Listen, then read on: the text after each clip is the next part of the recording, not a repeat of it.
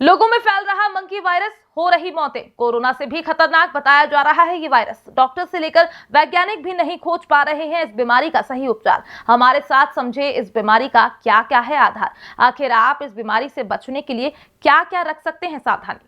अभी कोरोना का प्रकोप कम नहीं हुआ कि इसी बीच ऐसी खबर आ रही है जो आपको चौंका देगी, आपको हैरान कर देगी। ऐसा इसलिए क्योंकि कर्नाटक में अब मंकी फीवर बहुत तेजी से फैल रहा है। ये ऐसा फीवर है जो कोरोना से कई गुना ज्यादा खतरनाक बताया जा रहा है। ये वायरस कोरोना की तरह ही अपने पैर पसार रहा है। लोग इस वायरस से बचने के लिए घर में दुबक कर बैठ चुके हैं। अगर आप भी बंदर वाले इस वायरस से बचना चाहते हैं तो उसके लिए आपको क्या करना होगा, हम ये सब कुछ आपको आगे बताएंगे। लेकिन उससे पहले ये समझ लीजिए कि आखिरकार ये वायरस क्या है और कहां से इसका जन्म हुआ है।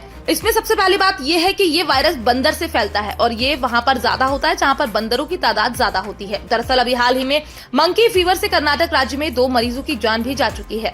अकेले इस राज्य में अब तक 64 केस सामने आए हैं। कर्नाटक में इस साल यानी इस फरवरी माह तक मंकी फीवर से 2 लोगों की मौत के बाद स्वास्थ्य विभाग अलर्ट मोड पर आ गया है। विभाग से जुड़े अधिकारी इस वायरल संक्रमण के प्रसार से निपटने की तैयारियां जोरों से कर रहे हैं। ये बीमारी लोगों को हैरान इसलिए भी कर रही है क्योंकि अभी तक इस बीमारी का कोई इलाज संभव नहीं हो पाया है। यानी अगर आपको किसी भी तरह से मंकी फीवर हो जाता है तो डॉक्टर आपका सही इलाज नहीं कर पाएंगे। इसलिए इस बीमारी से सावधानी ही बचाव है। खैर, वैज्ञानिक और डॉक्टर इस विषय पर लगे हुए हैं ताकि इस बीमारी का कुछ न कुछ इलाज खोजा जा सके। तो वहीं अगर बात करें कि अगर आपको ये बीमारी हो जाती है तो आप कैसे जान पाएंगे, इसके कुछ लक्षण भी बताए गए हैं। इसको लेकर मिली जानकारी के अनुसार अगर किसी को तेज बुखार, सर दर्द, मांसपेशियों में दर्द, कमजोरी और उल्टी और दस्त की शिकायत हो तो संभावना है कि उसको मंकी फीवर है। इसको लेकर अगर स्वास्थ्य विभाग की माने तो मंकी फीवर, जिसे क्यासानूर फॉरेस्ट डिजीज यानी KFD भी कहते हैं, इस बीमारी से पहली मौत 8 जनवरी को शिवमोगा जिले के होसानगर में हुई थी। उस समय 18 साल की एक युवती ने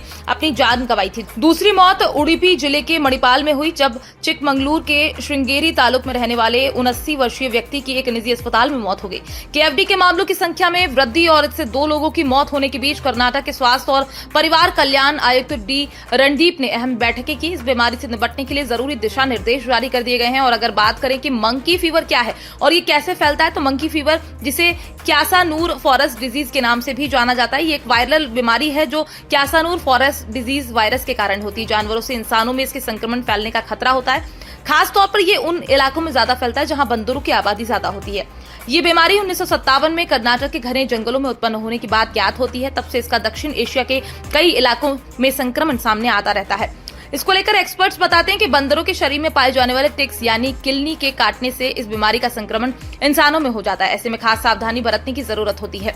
वैसे मंकी फीवर के लक्षण आमतौर पर बंदरों के काटने से 3 से 8 दिन के बाद दिखाई देते हैं। इसमें तेज बुखार, सिर दर्द, मांसपेशियों में दर्द, कमजोरी, उल्टी, दस्त शिकायत होने लगती है। मामला गंभीर होने पर यह बीमारी एंसेफेलाइटिस, हेपेटाइटिस और अलग अलग अंगों को प्रभावित करने लगती है जिसमें ये अंग काम नहीं करते। इतना ही नहीं, मंकी फीवर के केस बिगड़ने से नाक और मसूड़ों से खून भी आ सकता है। इसको लेकर बीते दिनों आई रिपोर्ट की माने तो मंकी फीवर का कोई स्पेशल इलाज नहीं है, बचाव ही एकमात्र तरीका है।